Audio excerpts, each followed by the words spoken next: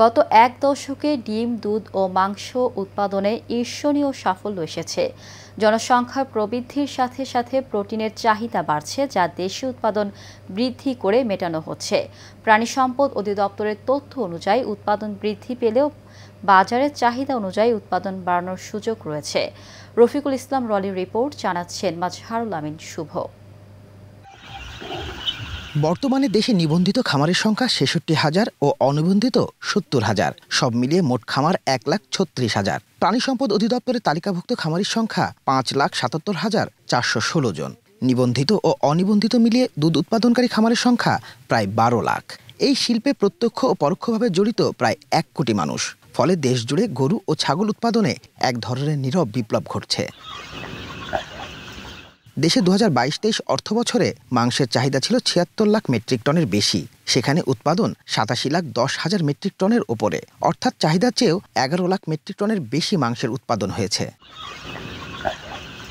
ডিমে গেল অর্থবছরে চাহিদা ছিল ১৮,৬০,০০০,০০০ বেশি। সেখানে উৎপাদন হয়েছে ২৩,৩৭,৬৩,০০০ বেশি, অর্থাৎ চাহিদার চেয়েও ডিমের উৎপাদন বেশি হয়েছে ৫,৩১,০০,০০০। উৎপাদন চাহিদার চেয়ে বেশি হলেও কেন বাজারে অস্থিরতা? সেই প্রশ্নের উত্তরে এই কর্মকর্তা বলেন, উৎপাদন খরচ ও খাবারের দাম বেড়ে যাওয়ায় দাম বেড়েই চলেছে।